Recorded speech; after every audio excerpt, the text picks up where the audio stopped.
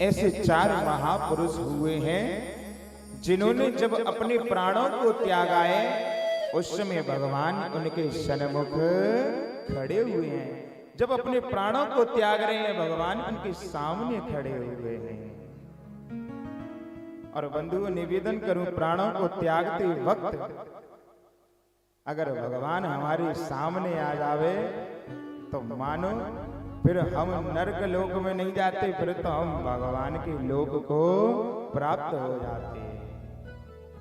लेकिन ऐसा कब होता है पता है? जब हम भगवान के नाम का दिन और रात चिंतन करते हैं। जब दिन और रात भगवान के नाम का चिंतन करेंगे तभी तो मरते वक्त हमारी जिह्वा पे राम का नाम, भगवान का नाम होगा।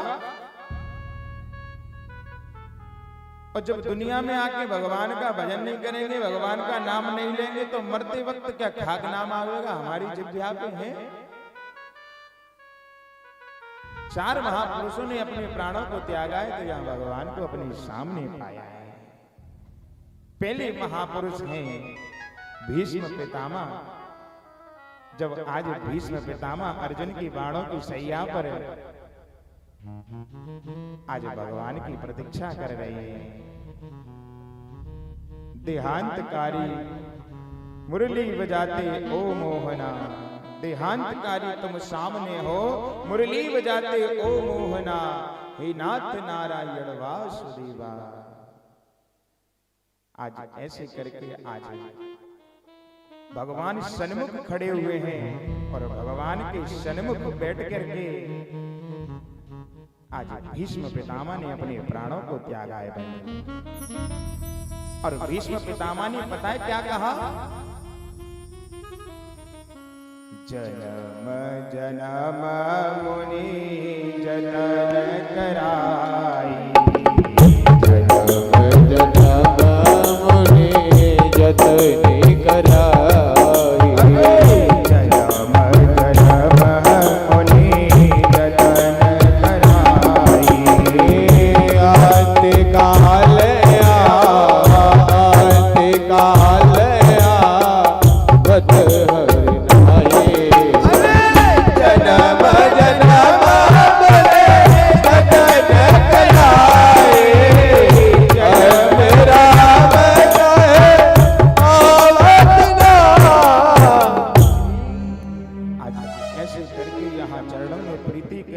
जन्म जन्म मुनि जतन कराई, अंत राम कहीं आवत नहीं।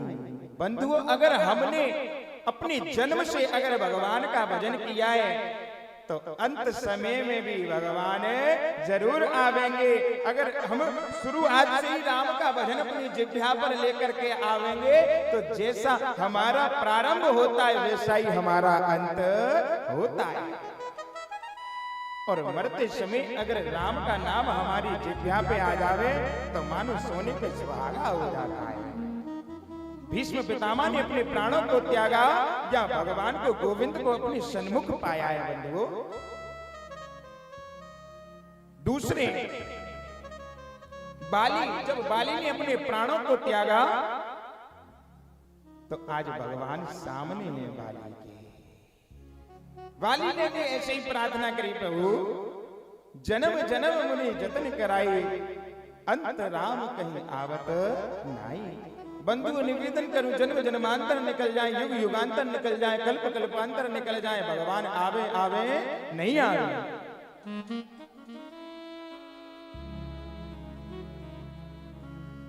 साधु संत महात्मा जन ऐसे ऐसे महान तपस्वी जो अपनी तपस्या में लीन हो गए और हजारों वर्षों तक, अनेकों अनेक वर्षों तक उन्होंने तपस्या करी, लेकिन उनको भी भगवान का साक्षात्कार नहीं हो पाया। उन साधु संतों के ऊपर दीमक लग गई, दीमक चढ़ गई उनके ऊपर और समाधि में लीन हो गए, लेकिन भगवान का साक्षात्कार नहीं हुआ। भगवान कोई सहज थोड़े ही जो मिल जावेंगे, भगवान कोई सहज थोड़े ही, जो भगवान की कृपा कोई सहज थोड़े ही जो हमें और आपको मिल जावे। जब आज बाली ने अपने प्राणों को त्यागा है तो आज भगवान बाली के सन्मुख खड़े हुए हैं। तीसरे जटायु जी महाराज, जटायु जी महाराज ने जब अपने प्राणों को त्यागा तो आज जटायु जी महाराज जो है आज राम की गोद में है। देखिए हमारे और आपके बीच में चल कर के हमारे पूज्य जितेंद्र पंडित जी महाराज पधारे हुए हैं। एक बार इनके लिए स्वागत में जोरदार तालियां हो जाएं। गोविंद चले आओ, गोपाल चले आओ, गोविंद चले आओ, गोपाल चले आओ, गोविंद चले आओ, गोपाल चले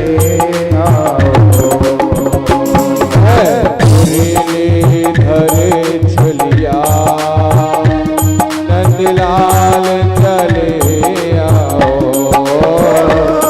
गोविंद चले आओ, गोपाल चले आओ, गोविंद चले आओ, गोपाल चले